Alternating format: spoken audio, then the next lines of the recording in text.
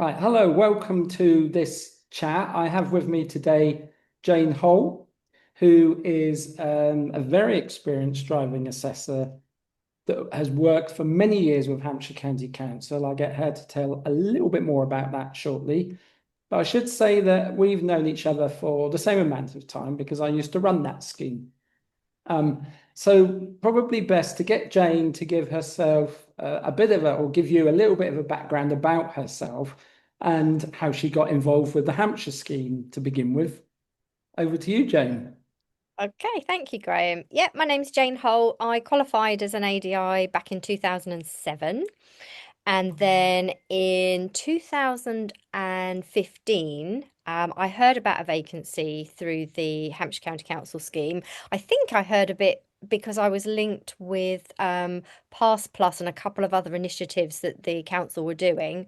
So I expressed an interest because I like to have a bit of variety in what I do. Met with Graham and became one of the assessors. And to be honest, it's probably my favourite job that I do, out of all the different work that I do. It's very rewarding. I meet really, really wonderful people. And obviously I've got a lot of experience. I've calculated that I've worked with over 1,000 people now in that time. Many of them probably over the last 5 years with medical issues where we started to do more and more work in that area. So yeah, it's a bit about me.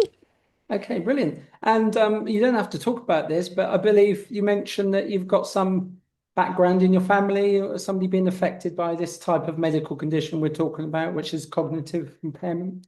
Yeah, absolutely. So my grandmother had a condition called Lewy body dementia, which is a sort of a combination of Parkinson's symptoms with a dementia.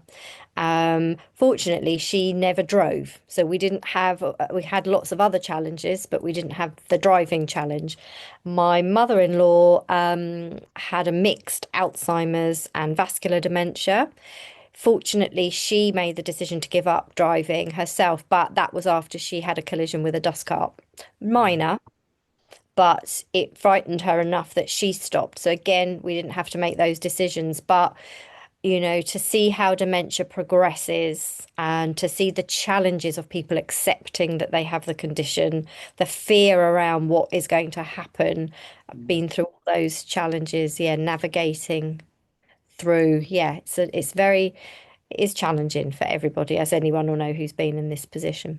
Yeah, I think probably, if we're honest, I've got no sort of research on this, but I think probably the incident with the dust cart is probably how a small scale scrape or collision is probably how it happens with a lot of families, actually, Yeah.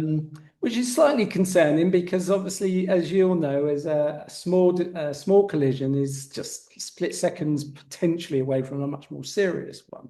Yeah. But I think that's the way it goes, and it brings to mind my mother, who is in her early 90s now, but she drove up until about 5, 6 years ago. And I think the example was of keeping on message over many years as she got less capable to restrict her driving and then give up altogether. She accepted it. But if I'd have tried to get her to stop a couple of years earlier, she would have been very sort of put up huge barriers to that, and it would have affected her enjoyment of life and independence. So it's a very sensitive topic, and Absolutely. you've Yeah, got and to deal with in it. our case, it was we didn't it sort of came to light quite a time later that this incident had happened before really we even had the dementia diagnosis. It's interesting, and I know a lot of people might find this happens. A diagnosis comes, and then you go back in hindsight and you Yeah, realize that that condition has been progressing for probably a number of years. yeah, yeah, You really sort of got to that point. So there can be a lot of secrecy, and understandably, spouses can protect the other spouse, yeah. try and keep independence. So there's those challenges as well, which I often come up against as well when you're out assessing.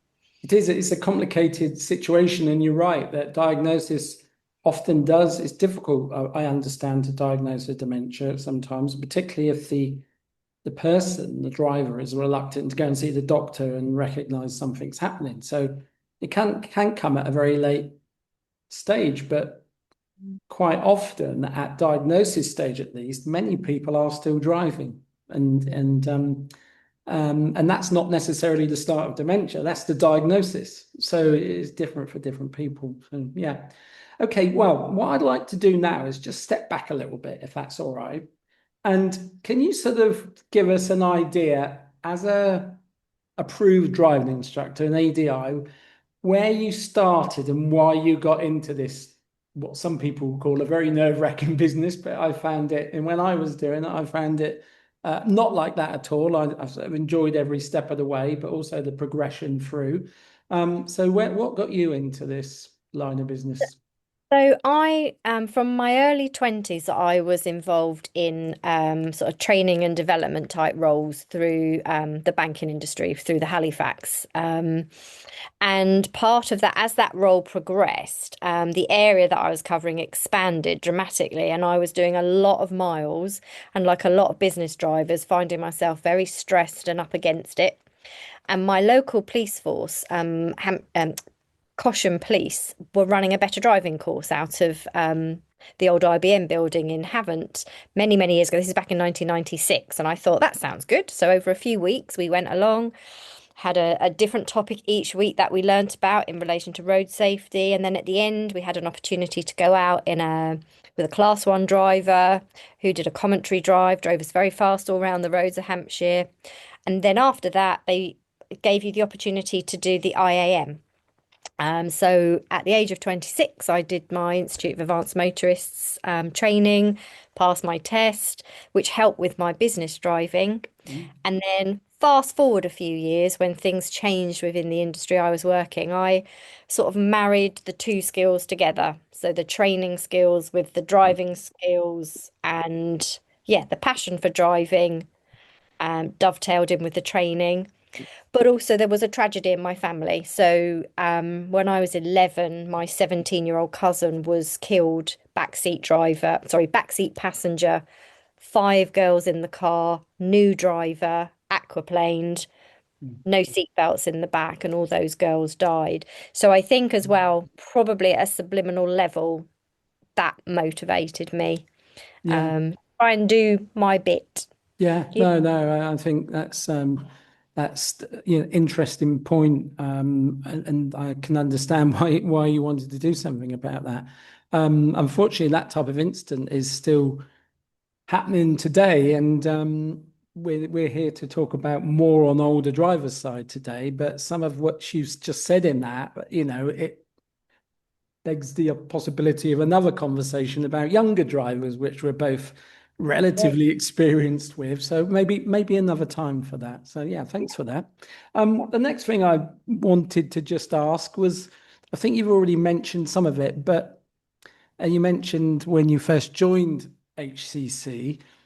Um, how did you find, I don't know whether you'd done many full license holders, mature drivers before that, but how did you find the switch to suddenly starting dealing with, well, many older drivers as your sort of most, as you said, your most interesting assessment type? Yeah, I mean, I'd had some experience as an ADI trainer, so working with full license holders, preparing them for the old Part 3 as it was. Um, and in a previous role, I was an NVQ assessor. So I kind of had that skill set of being able to take a back seat and watch and observe and then feedback. But the very first solo driving assessment I had was probably the most scariest one I ever did. And in a way, I'm really grateful because it taught me never to sit on my laurels and just assume.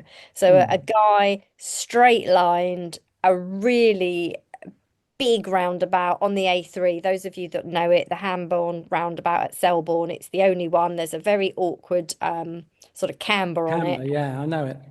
Yeah, and we were coming northbound in the lane to, go round the left lane, lane one, and all of a sudden we're straight down the middle. I don't think I've ever moved my neck faster to check that there was nothing there. And then, unfortunately, I had the scenario where he was in denial of what he'd done. He didn't recognize what he'd done. So there was a very challenging conversation back at home with him and his wife. He shut down basically, and I was sort of left in this awkward conversation with family. But so it was a bit of a baptism of fire, but Mm. I'm glad that happened when it did because the next probably few months were plain sailing. And had I had plain sailing and then that, Yeah. it might have been a different scenario. But I think Mm. the more people you see, the more you get this gauge of, what is normal driving behavior in people of that age group and what is just a really bad habit, but what is something else that you almost can't put your finger on, a gut feeling that makes you uncomfortable, that is something different. Mm. And that Yeah. often points you down the cognitive Yeah. path. Yeah. So I think that's an interesting point because you've sat in on the we've done a well in the middle of doing a course for other ADIs to get a little bit of a background about what to spot with dementia and driving and how to deal with it.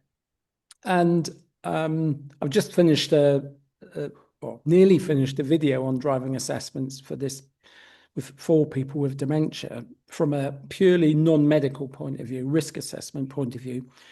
Um, and I mentioned in that video that it's not just the ADI understanding all there is to know about it, it's actually experiencing it and almost, I mean, you've got to be a bit careful and be careful what I say here, but almost through trial and error. Mm. Um, and I know, in the Hampshire scheme, you said you've done thousands of assessments. Many of them have got dementia or cognitive impairment. And that scheme's been running for 20, about 23 years in total. I've done about 15, 16 of them.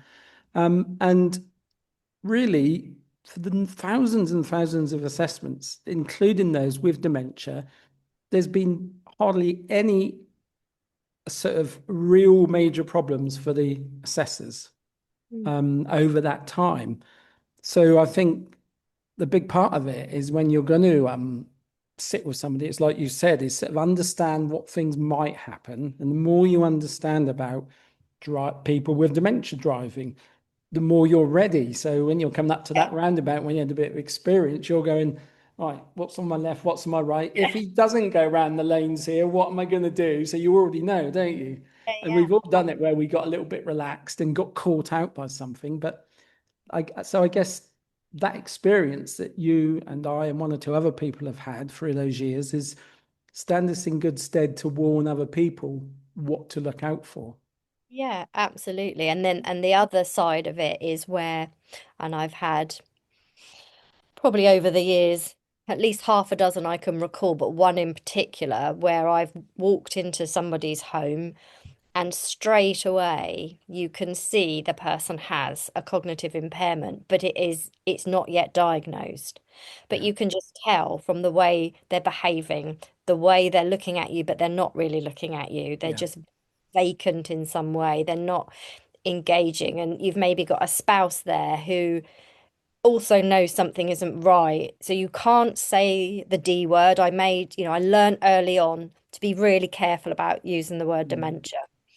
Um, so you have to talk round the subject, and then you'll be having this cryptic conversation perhaps with a spouse where you both know what's going on, and yet you don't, if that makes sense, because there's I, no actual yeah. diagnosis. And the spouse is often sort of fearful of saying anything, although That's right. if you have a private conversation, it all comes out. So, yeah, Absolutely. It all unravels and everything they're concerned about and worried about, and they're desperate to get some help or to get them to the doctor, but there's lots of resistance, all those normal things, particularly when it's got to the more advanced stages.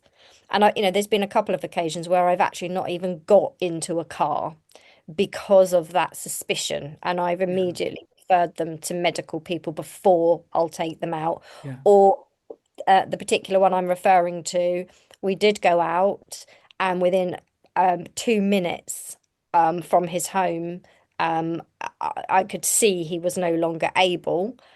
So we drove to the end of the road. We stopped so that we could swap over. And during that conversation about, okay, I think we're just going to need to swap seats, and I'll take you home and we'll have a chat. He just looked at me and said, "Oh, I just need to go and get a paper," and just popped off to the shop as if nothing had happened. And then there's no, he doesn't know why I'm here. He doesn't Yeah. know what we're doing. Yeah. So that was a very easy one. And then that gave the spouse evidence to get to the doctor to move that whole thing Thing forward for along. Yeah. the family, you know? So it took Yeah. someone off the road that was very unsafe, which made the spouse more comfortable. And then they could go and get the help they needed medically Yeah. for whatever needed to happen next. Yeah. So I yeah, mean, but it's learning but as an ADI, as a new ADI, I know very controversial, perhaps what I'm about to say, but I'm sure most of us will say we learn a lot on the job. yeah. Yeah. Yeah. You know, That's how trial it goes. and error, like you The- say. But the important thing is, I think, Jane, and just backing up what you said there about you go along and meet people who have not had anything diagnosed, but you pretty much know. I mean, we can't diagnose cognitive impairment clearly, but we've seen enough to strongly suspect that might be the case. And we can't say to them, you've got cognitive impairment. We wouldn't dare do that. But we can say things like, there's something, I'm a little bit concerned about. I need you to go and just check with the doctor, check it's all right. And I'm thinking that because there seems to be such a resistance from road safety professionals for ADIs to actually do this type of work, because it's all sent off to Drive and Mobility, which is a fantastic organization. It's just there are some issues with getting people to go there.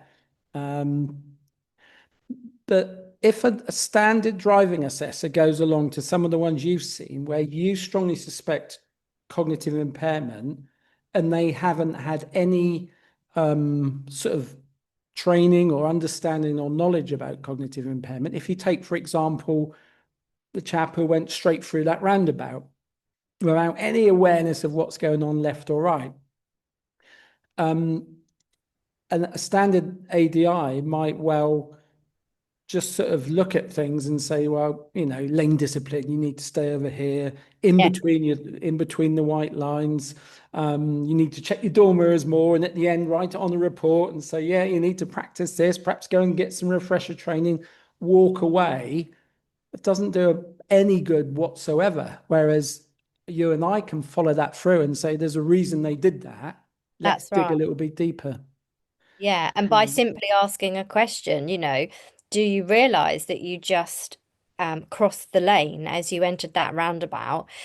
I will get probably 80% of the time they'll say, "Oh yes, I do Yeah. realize it.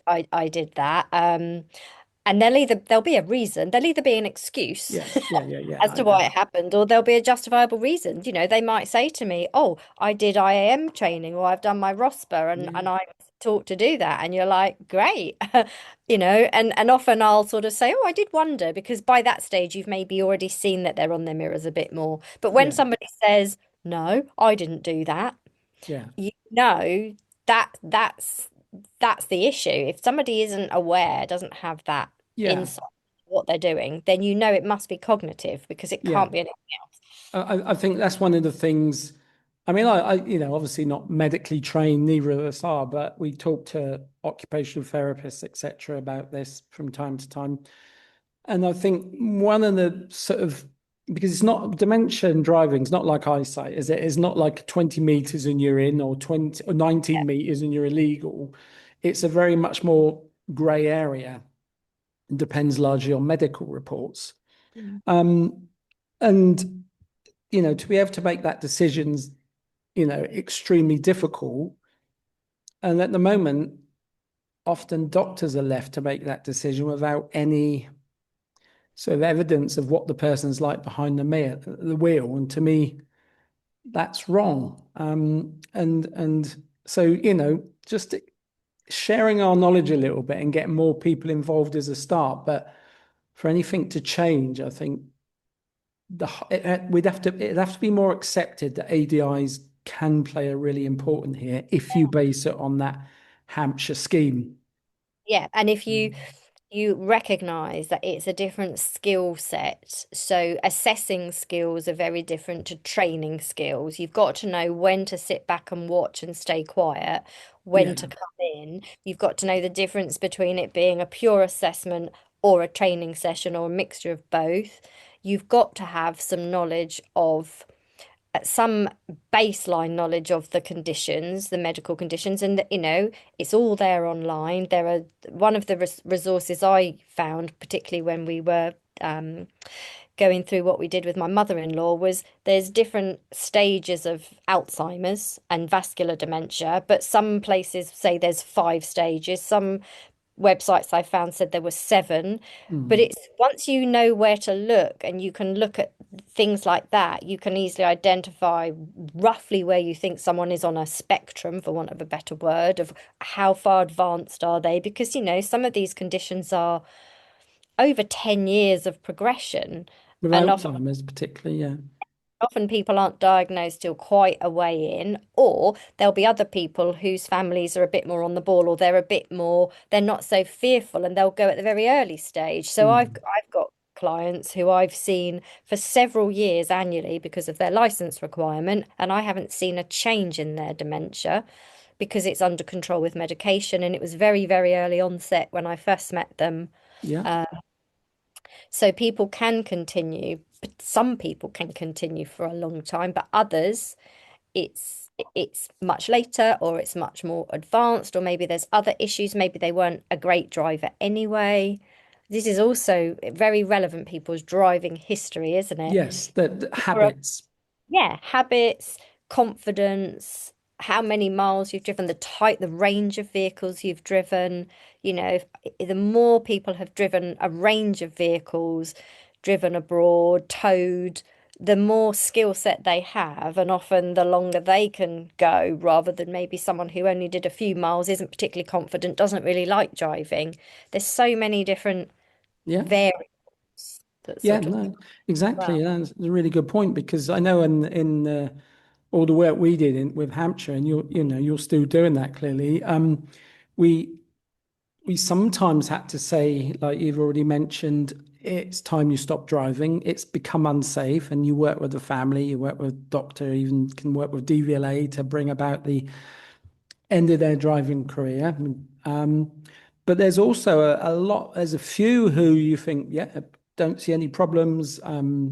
There's no warning signs, um, and you can leave it for a year and say come back or so. But there are some where you say, look, I think you're okay. Well, my assessment is you're okay to drive for another few months, another few weeks at least. But I need to see you again in 6 months' time. Yeah. And then, like you just said, when you've seen somebody 6 months, 6 months, 6 months, and we've had a load of those with different assessors where we've monitored it, Mm. and you see it go level, and then one assessment, you just find that something's happened. It's starting to dip. And so then you can work with them and say, yeah, we said about the road to driving retirement is coming up. Now's the time. Yeah. And I think that's far better coming from a professional than a family member saying, look, I'm a bit worried about your driving. You need to stop straight away. You can get them used to it. So a great Right. approach. You're almost giving them the authority to make the decision. And that's often how I position it with people who have insight, who know what the diagnosis is, who understand the journey that they're on. I will sort of tend to ask them the question, how do you want your driving career to end? Are you happy for, say, a family member to just take the keys and say that's it? Or would you Mm, rather have some say in that decision and have control over yeah, it? That's quite a good way of positioning, because obviously they want to have some control, they want to have some say. So then you've got the in to say, well, okay, so if you come back and see us in 6 months' time, or each year when your license is up for renewal, even if the DVLA doesn't tell you you have to, then we can monitor that and we can help you so that you do have total control over the decision. yeah, And we can refer them to good neighbour schemes and to other sources of transport, talk to family members. I often can see some. very distraught family members. You can see they're Mm. at the end of their tether with what's going on. And then, having been there myself, you can sort of support them as well. You've got to be Yeah. a bit diplomatic in some of these conversations that you have, No, and a bit exactly. Yeah. cryptic sometimes, because you're talking about the person who's sat there with a condition. And but that comes with experience Yeah. and No, exactly. time and knowledge. But I think I mentioned, yeah, the dementia friends who came and did that talk for us at Hampshire County Council that time. That Yeah. was really, Useful. really Yeah. useful, really insightful, because I was right in the thick of it then with family. Um, but it just really helped. I went home and told everyone what I'd learned, and it just helped everyone a little bit Yeah. to understand what was Yeah. going on. I think one of the things that came out of that for me, one of the main things I remember about that was, and family members fall into this trap about you're having a chat with everybody before an assessment drive or afterwards, and the driver says, "Well, I often drive up to London to visit my brother or something," and the wife or the daughter or the son are going, "No, you haven't done that for years," and you've got to be really careful about, just let them say that and Yeah, bear that in mind, that yeah, that's part of what happens, and you can't keep saying that you've just said that to me, yes, and exactly. am I worry that an untrained ADI who doesn't know about any of this and goes in with a test-minded approach is gonna, you know, well, just make Just, things difficult for more than it needs to be because yeah, it and gets you their might back up. dismiss it. You might just think they're a bit stupid or a bit forgetful, but actually, there's so many clues when you have those conversations Yeah. about what stage they might be at. And Mm. so then, if you do decide to go out, as I say, there's been times when I have not. Yes. When you do go out, you're very mindful of, okay, I am really guarded here. I'm expecting this maybe not to go so well. Sometimes you're really pleasantly surprised. Yes. And then you realize that perhaps sometimes there's just stress within the home because everybody's stressed about it. Yeah. And you get someone out on their own and they're completely different. Hmm. So that happen. Or all those feelings that you have from those conversations you've just had at home where everything's a bit weird and strained, and proves, within a few minutes you see it. You see the Yeah. issue, Yeah, and definitely. you also know in those scenarios you've got the family's backing because they want them off the road. And sometimes it's quite challenging when they want them off the road and you go out and have a really great drive and there's no reason to take them off the road. Those You've got to No. manage those conversations as well. Um, Yeah. One of the things I always used to do on that was sort of say, well, why does the family want to off the road? Well, want them off the road, and because often families do live many miles away because they can't see them every day. And you say, well, have you been in the car with them recently?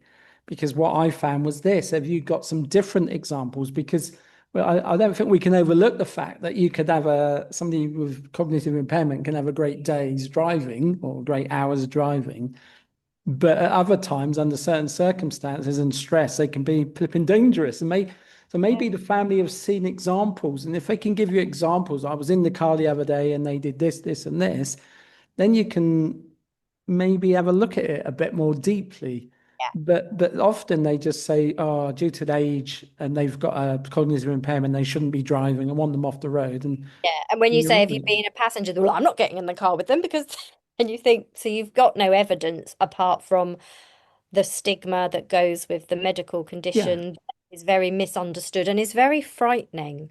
And Yes. I, particularly for offspring, I know from our own experience, my husband and my sister-in-law were terrified because there's an assumption that the same thing will happen to them later on down the line. So there's all these different Exactly. emotions, what their Exactly. loved one is experiencing, but this massive fear as well. Mm. And you've got all that going on.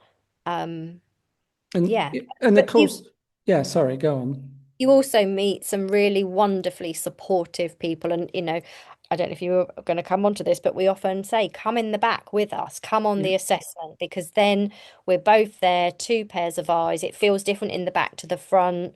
Um, I've even, one of the more, I suppose, obscure things I did was I had a couple where they'd already told me that she does all the navigating, because I don't think she was a driver, if I remember rightly, and he does the driving, so that they never, and they're always out together.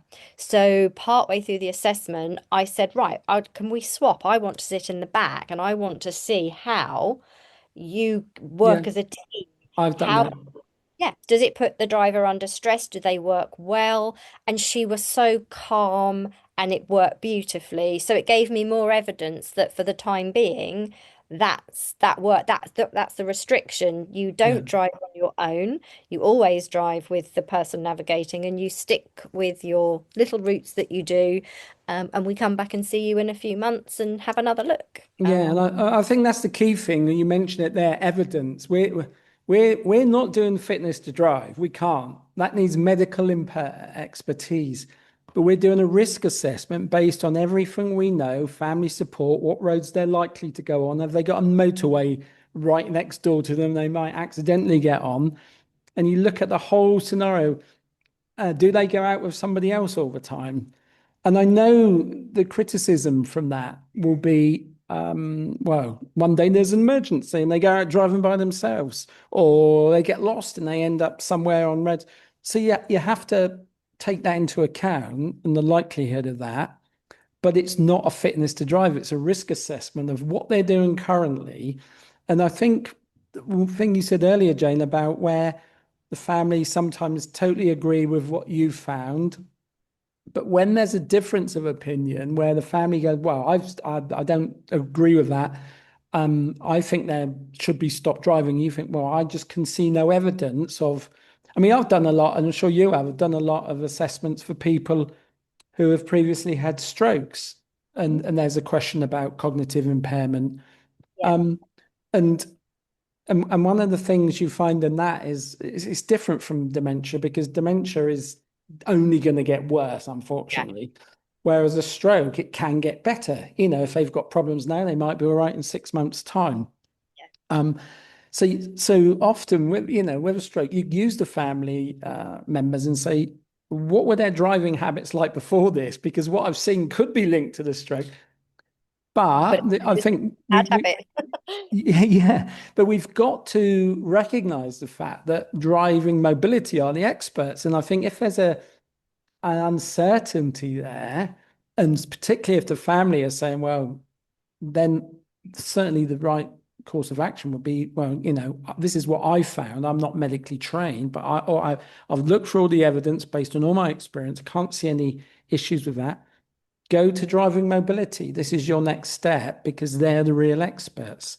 So And yeah, when we had the link to Wessex, obviously, years ago, that's what we did. If there was something yeah, where we were on the fence, that was our recommendation, wasn't it? yeah, But of yeah, yeah. course, things changed, and sadly, there is no longer a presence in our area. No. Um, so yeah, it has to be So managed. the nearest one for people in Hampshire now, I was looking, I think it's an hour and a quarter's drive to get to an assessment centre. And then so that's 3 hours out of the day, pretty much. You get there early, and it's Mm, including the waiting time and all the assessment. You're talking about 3 hours. So you're talking about 6 hours out of their day for somebody with dementia. You can sort of see why. I guess, however good that service is, why people are reluctant or family members are reluctant to send their loved ones yeah. to that service, and why, the Hampshire scheme for many people and doctors have used us for many years, why it's so popular, really. So, yeah, excellent. There was a couple more things I just wanted to ask on. I know one I forgot to say earlier. I don't think I mentioned it earlier, but insight was a key word, which you said. I don't know what you think, but I've always looked at it depends on the driver. But if you get an inkling or you assess that they've lost, like that one of the chaps you just mentioned, has lost all insight into safety and what they're doing. From all the guidance I've seen, and certainly from my own peace of mind, if they've lost insight, then they shouldn't be driving. That's So right. insight, it's just trying to get and you can often get that in the living room or the kitchen or wherever you Yeah. talk with the family and get an idea of what their insight's like there. It's And not, yeah, are they in denial of their dementia? Are they, because yeah, that's really common. Are they angry about it? It's yeah, that's really, really important, I think, yeah, to work with. And I had a case last week where I've met a family. It's the second time I've seen him. Um, and he's got there's some other medical stuff going on as well as a cognitive impairment, but he does have complete insight. His wife, she fully admits she's quite a nervous passenger and she likes to be in control of things. But he drove really well. There was a couple of issues with mirrors in the beginning, and I had a brief conversation, and then he just picked it up. So so not only is there yes, insight into what's medically going on, he's still able to listen to to something learn. Yeah, and pick it up and run with it. So you've got that. So that's really good things. Whereas someone else, you might mention something and then you don't see any change whatsoever or any acknowledgement, or they don't understand, or they're just, I mean, it's a very harsh thing to say, but sometimes it's just bloody mindedness as well. yeah, exactly. I am going to do this, and so in some cases, as I know in one of the videos I've just been watching of yours, you do have to advise about taking keys away, and it's got to be those extreme measures because there is a huge risk that person will Mm. get in the car, regardless of what you say, regardless of whether the driving license is Well, sent away by the family or they voluntarily surrender. If the keys are there and the car's there, there's yeah. still that I, risk. I got a little story about that. I might have told you before, but it's worth saying again. I was called over by a gentleman in Hampshire somewhere a few years ago because he was really concerned about his wife that not only had a form of dementia, but gets quite violent with him when he tries to stop her. And he said, "Look, Graham, I need you to come along." And I said, "Well, I'm not going out in the car with her because I know she shouldn't be driving, from everything that's gone on." And so I went along, had a long chat, and had a chat with her, tried to do a few highway code, not highway code questions. It wasn't appropriate, but typical signs that you see every day to try and see how her mind was working. And then eventually I said, "What about medication?" And he said, "Yeah, yeah, yeah, Graham, it's on the table. I've lined it all up for you. So go out, have a look. Shouldn't be driving, shouldn't be driving." I said, "Look, on balance, because of the history of this and everything, that I'm going to have to write a report that says you shouldn't be driving. You're not fit to drive, in my opinion. You've got an alternative. You can go to driving mobility, but I advised to them that that would be a complete waste of their time and money because there's no Yeah. way." So, so to cut a long story short, I said, "Yeah, to be professional, I have to say you can't write this report. You can't drive and share it with your doctor and DVLA if necessary because it's really important that you Mm. don't drive." And and then she started talking to her husband. She said, "You called him round here. It was your fault for that I can't drive anymore. I'm going to kill you when he's gone." Literally, these were her words. And this poor husband said, "Keep her talking for a while." And he went out. He moved the car behind a tree. And when I drove away, she's got a coat on, her keys in her hand, looking for her car. Wow. And I don't know what happened next, but I think was all I could do and then get this report to as many people as I could. Yeah, you But could. that just shows the difficulty that Yeah, families face, yeah, really. absolutely. And had you not been able to do that, what would have happened? Because there's no way she was going to go anywhere else. No. That just proves a point, doesn't it? Of DVLA already knew, yeah, yeah, and I think it was in the middle of an inquiry, which can take months sometimes because the doctor sits on it because I'm not sure what to do, type of thing. Lady goes in there, "No, you can't stop me from driving. I'm a good driver." You feel sorry for doctors actually, but that's yeah, why they need our reports to give them some. They can pass the buck just as family members can. They can say, "Well, I wasn't sure. I haven't seen you drive, but this assessor has said that these are the problems." Mm. So it's really helpful. I mean, one thing I was going to say is we'll finish shortly because time's running on, but you mentioned about families tearing their hair out, and I've come across that a lot. They just really don't know where to turn. What's your view?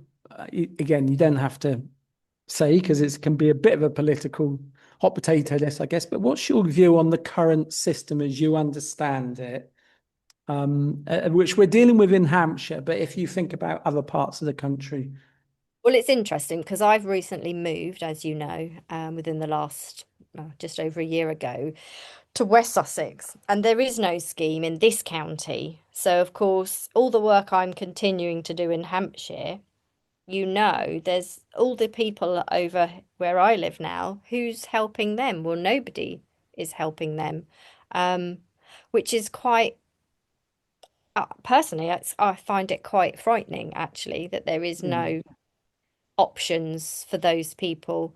Um, I not, think there's a driving mobility centre in Worthing, isn't there? yeah, But there is a mobility have you had any centre. feedback if you've advised people to go there? Do they tend to Because go? I haven't yet sort of branched out into this area, just because workload has been really busy. Mm, Hampshire County Council scheme, the last 6 months, it's quietened down now, with the demand just flew. really? Perhaps with a lot of what's been going on in the media, with the Yeah. eyesight tests Wow. and everything has come up. But yeah, more, a few more medical ones, lots of volunteer drivers. Um, so yes, it will be interesting to expand and try and get a foot in the door, maybe. But I've looked on West Sussex County Council's website. There's not really a No. great deal on there. Um, so yes, I personally see it as a need. Yeah. We've got to, you've got to tread carefully, and people need to be well trained and not be frightened of it, but also um, it's a really interesting thing to do. Yeah. Um, it gives you a bit of variety in your job, and I think it probably would make people a better driving instructor as well, because what you see the future of these, you're seeing both ends Yes. Yeah. spectrum of Yeah. driving, the issues and challenges your 17 to 24-year-olds face. I know not all learner drivers are young, but for most of us probably in this area they are, right through to people in their late 90s, even Yes. up to people over Yeah. 100. Yeah. Yeah. And Yeah. you can see that driving declines through poor health and poor skill. So if somebody's got their faculties, is blessed with their health, and has always been a good driver, there's no reason Should why be no problem. Yeah. they won't go on. But sadly, you might be struck down with something in your 60s or your 70s, or which affects your ability to drive very early, or you might Yeah. have just been a dreadful driver and then something happens and the spotlight's shone on you because of your age. But it's not anything to do with that. It's just that maybe No, exactly. all sorts of reasons you were never Yeah. that or confident, or whatever words we want Yeah. to I use. guess to finish, Jane, there was one more thing I just wanted to sort of bring up and ask your opinion on. Um, I think we have to recognize, again, I'm not medically qualified, but sort of got a bit of a basic understanding about these things. But um, there's a cognitive impairment, mild cognitive impairment, dementia as a diagnosed condition, if you like. But you tend to find when people get to around about 94, 95, there's just a real slowing of their thought processes due to the aging. There seems to be aging process alone, isn't there? And I guess the difference there is that if they're fully sharp in the mind, they will compensate. I've found they will know where the weaknesses are, and stay very local, just go into the doctor's, the friend's house, take the dog for a walk at the local park, and take the car for that. I just, but they hold a driving license, so technically speaking, they could drive up to London or over to France or Scotland on the motorways. And I just wondered what your view is, because we haven't got graduated licenses. What your view is on compensation by older people because their skills have dropped, and where we should test them. Should we test them on quite tricky roads to see that they deserve a driving license. I don't know where you stand on that. Well, I would say, in my experience, most people are. If you took a distribution curve, the vast majority of people are really good at self-regulating. I mean, my husband's, mid 50s, early 60s. There's already things we do, like if you don't have to drive in rush hour, why Yeah. would you? I Same. avoid Yeah. that if I don't Yeah. have Yeah. to. My dad's got macular degeneration. He doesn't drive it in the dark, and he also doesn't drive on a bright sunny day because of the Yeah. glinting.